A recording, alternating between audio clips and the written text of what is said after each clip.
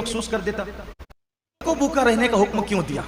کبھی سوچا روزے کا فلسفہ کیا ہے کہ دن بھر تمہیں بھوکا پیاسا رہنا ہے، سب کچھ ہے پھر بھی بھوکا پیاسا رہنا ہے؟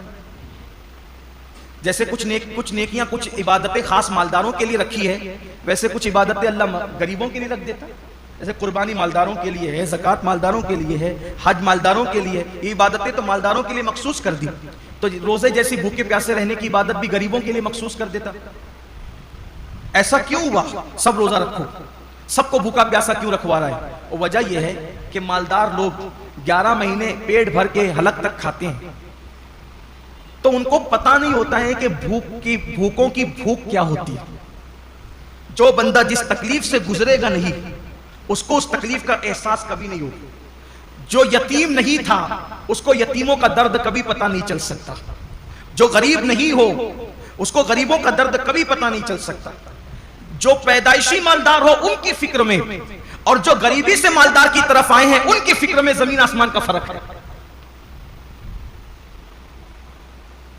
ایک مرتبہ کا واقعہ ہے کہ کچھ غریب قافلے گزر رہے تھے مالداروں کی بستی سے. کچھ غریبوں کے قافلے گزر رہے تھے مالداروں کی بستی سے، تو وہ نیچے کی پڑی ہوئی روٹیاں اٹھا کر کے کھا رہے تھے. تو مالداروں کے بچوں نے ان کو دیکھا تو اپنے باپ سے پوچھا کہ یہ لوگ نیچے کی روٹی پڑی ہوئی کیوں اٹھا کے کھاتے ہیں؟ تو باپ نے جواب دیا، بیٹے ان کو روٹی نہیں ملی اس لیے یہ روٹی اٹھا کے کھاتے. تو کہا ابا ان کو روٹی نہیں ملے تو انہیں چاہیے تھا کہ دکان سے کیک خرید لیتے. اب اس بچے کو کیا پتا کہ جنہیں روٹی نصیب نہیں وہ کیک کہاں سے خریدیں گے، لیکن اس کی سوچ کی چونکہ وہ مالدار گھر میں پیدا ہے.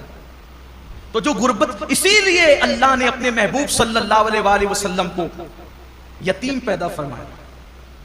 اسی لیے اللہ نے اپنے محبوب صلی اللہ علیہ وسلم کی پرورش غریب گھر میں فرمائی. کیوں کہ محبوب کو ایسی غربت سے گزارو اور ایسی یتیمی سے گزارو، کیونکہ جو غریبوں کا ماوا اور یتیموں کا ملجا بنا کر بھیجا گیا ہو، جب تک اس منزل سے گزریں گے نہیں تو وہ حقیقی درد کا احساس جو ایک غریب کو غربت کی وجہ سے ہو سکتا ہے، ایک یتیم کو یتیمی کی وجہ سے ہو. اسی لیے تو اللہ کے رسول علیہ السلام یتیموں کو دیکھتے تھے تو آنکھوں میں آنسو آ جاتے تھے. کیوں؟ اس لیے کہ حضور خود یتیمی سے گزرے تھے، وہ در یتیم تھے. آقا فرماتے ہیں میں اس ماں کا بیٹا ہوں کہ میری ماں دھوپ میں سوکھا ہوا گوشت کھا کر کے زندگی گزارتی، اور میری ماں کو میں نے سوکھے ٹکڑے کھاتے ہوئے دیکھا. اللہ کے رسول علیہ السلام یہ فرماتے ہیں. تو یہ روزے جو رکھائے جاتے ہیں 1 مہینے تک، اس کی بہت ساری حکمتوں میں سے ایک حکمت یہ بھی ہے 11 مہینے تک پیٹ بھر کر کھانے والوں ذرا 1 مہینے بھوکے رہ کر دیکھو کہ دنیا کے اندر جو قوم روٹی کے ٹکڑے کو ترس رہی ہے آخر بھوک کس چیز کا نام ہے، تاکہ ان کی بھوک کا تمہیں احساس ہو. اور بھی حکمتیں، لیکن ایک حکمت یہ بھی ہے کہ ان کی بھوک کا تمہیں احساس ہو.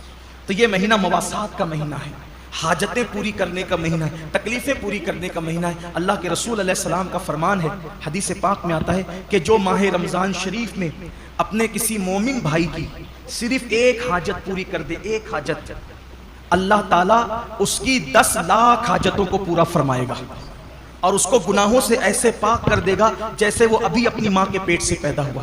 اس لیے اگر اللہ نے آپ کو نوازا ہو دولت سے، اگر اللہ نے آپ کو نوازا ہو مال سے، اگر اللہ نے آپ کو خوشحال رکھا ہو تو اپنے رشتہ داروں کا خیال کریں، اپنے گرد و پیش کا خیال کریں. میں تو صرف یہی عرض کرنا چاہتا ہوں کہ ہر آدمی اگر صرف اپنے رشتہ داروں کو سنبھال لے تو مسلمانوں کی غربت کا خاتمہ ہو جائے.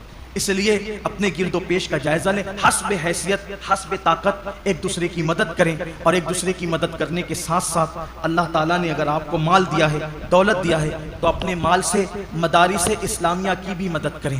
اس لیے کہ جب تک مدارس ہیں تب تک علم زندہ ہے، اور جب تک علم زندہ ہے تب تک اسلام زندہ ہے.